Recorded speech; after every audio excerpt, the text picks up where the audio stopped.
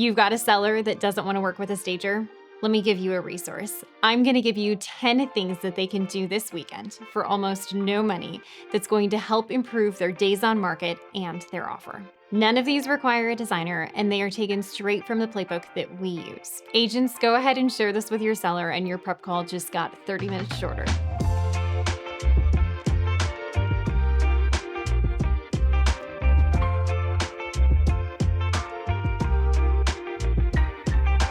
Number 1, the 50% rule. More times than not, we find that when you walk into a home before it's ready to sell, there's simply too much stuff. And when we remove some of the stuff, what we find is the home breathes, and actually it feels larger. So my challenge to you sellers out there is this: go ahead and assess your home and your rooms and cut out 50% of what's in there.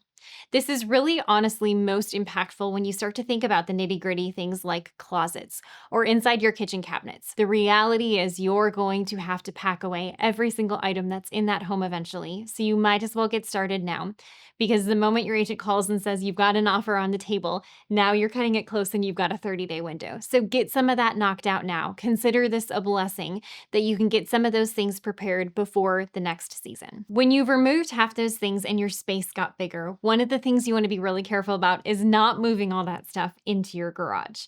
Ideally, you want to rent some sort of storage unit or pod space that can keep things off the premise so that it truly does feel like a larger space everywhere in the home. Number 2, go ahead and store away any personal photos that you have displayed throughout your home. The reason we want to encourage this is not because your family isn't beautiful, because they truly are, but the challenge around having their photos up is now, as a buyer, if I walk into your home, I'm admiring your adorable family, and I'm not thinking about myself and my family moving into the home. We want to change the narrative. We want to make sure that people can imagine themselves being in the space and that they don't just feel like they're walking into somebody else's home. In addition to these personal photos, the other thing you want to be really mindful of is storing away any religious items as well as political items. One of the biggest challenges I've seen sometimes is a buyer may walk in and have a different perspective and view than you do, and that is okay, but you don't want to turn them off or deter them because of additional detail you're providing. One other thing to caution is sometimes we find that in an office, a homeowner wants to display their degrees, their certifications, those sorts of details. Be mindful about what you're displaying, because whatever you put on that wall is something available for the buyer to see. Do you want them to know that you're a doctor? Do you want them to know what university you're working at? All of those details matter, and so you may choose that you want to have that be open information, but if not, store it away so that it can be more private. Once you've removed these items, you're going to want to replace them with something else. This is a great spot for landscape art because it is really universal and most people are drawn to it. Another one of my favorites is to bring a mirror into the space. What we find when we bring in a mirror is it actually reflects light, which makes the room bigger. These are little details that can make a really big impact. Love design, but think like a business owner? If you're ready to leave your 9-to-5 and want to do something that's buildable and scalable, check out linden-creek.com/franchise and see if Linden Creek is the right fit for you. Number 3, deep clean your home. Now, we all know about cleaning your home, vacuum the floors, wipe the countertops, those details, but deep cleaning matters too. Scrubbing out your microwave and your oven and your stove. You want to make sure you're wiping down your baseboards if you're not painting them to make sure that they are truly thoroughly clean. Look at your light fixtures. Have they been dusted in a while? Those are oftentimes forgotten, and those little details matter because what it says to a potential buyer when they see things dirty or a little bit off is that the home isn't cared for. So all of a sudden they start to spiral. They go, wait a second. They're not cleaning out their microwave. The baseboards look like they haven't been touched in a while. I wonder when the last time was they changed their air filters or got their HVAC maintained. And all of a sudden, something as simple as wiping down a baseboard has turned into a $10,000 or $20,000 expense in their brain as they're thinking about more expensive maintenance costs that might be hiding behind the walls. Number 4, neutralize the smell and don't use plugins. When there is a scented home with those Glade plugins that we all know and love, here's what happens. Every buyer scratches their head and goes, what scent are they actually hiding? My recommendation to you is twofold. One, find that best friend of yours that is willing to be brutally honest with you. Ask them to come over for a cup of coffee, and when they first walk in the door, ask them if they smell any sort of odor, good, bad, indifferent. You want to know what their experience is. The reason around this is when we actually live in our own homes, we don't notice the scents that come with that home. And so getting a fresh nose that's going to give you some honest feedback can be really helpful. In addition to this, one of the other things you want to think about is actually opening up your windows throughout the home a few days prior to listings, and then being mindful about the fact that you might want to have some fans running to circulate the air. Number 5, rearrange your furniture for flow and scale. This is one of those opportunities where you might need to take some furniture out of the home, but you want to think about the walkway and the path that a potential buyer is going to take in your home. So close your eyes, imagine you're the buyer for a minute, walk in the front door. Where are you going to walk in that room? Is it to the living room first? Do you have a way to actually walk physically into the living room, or are you blocked by chairs and sofas? If you're blocked, consider removing a piece of furniture when necessary, or pivoting and adjusting the way things are laid out. Oftentimes, I say the way that I'm going to stage a living room is totally different than the way that I would design it if somebody was going to live there.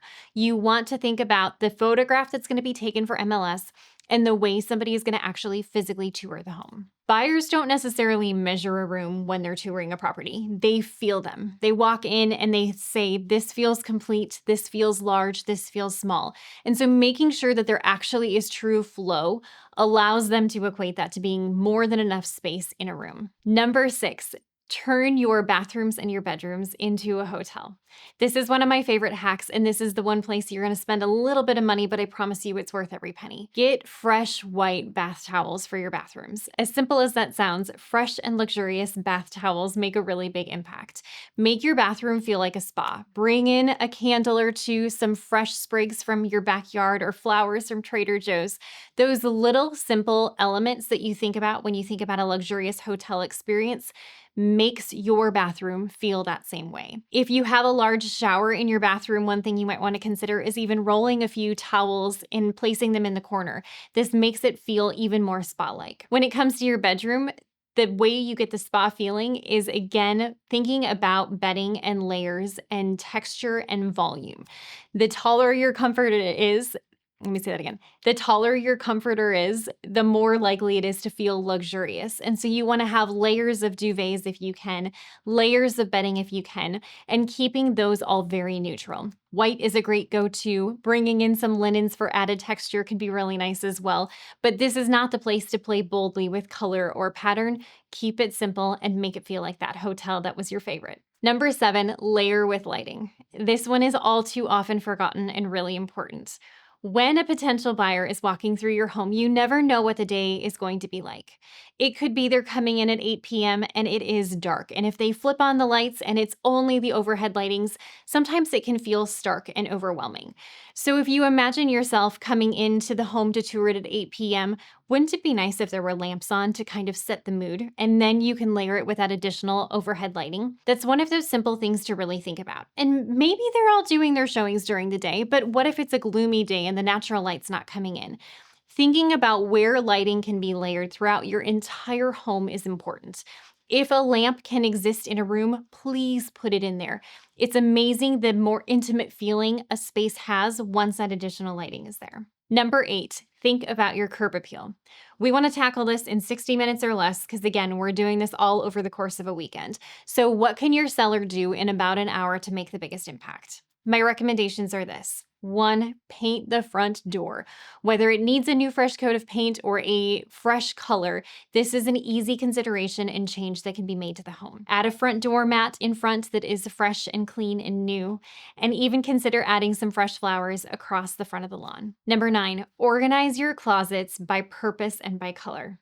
Now, this is where all of my friends that are also fellow home edit gurus are going to get really excited. I'm giving you the excuse to deep dive into your closet and organize it by color. And those of you that think this is a complete waste of time, let me tell you this. There is something about visually seeing clean, smooth colors carrying across a space that make a really big impact. So use the time, get your kids involved in their closets as well, and organize your clothing items by color to give a clean, fresh feel in that closet. And finally, number 10, neutralize anything that feels really bold. If you've got a strong, bold paint color somewhere in the home, consider using something simple and white and clean to replace it. If there's a bold piece of art or statement piece that's somewhere in your home, this is the consideration. Would people be offended? Are there people that are going to walk in and maybe not love it the way that you do? Play it safe, keep it simple, and make it neutral. I hope you found these 10 tips helpful as you prepare your home to sell. If you're looking for more hacks and ways to make your property show better, check out the next video. Thanks for spending your time with me. This is In Good Space.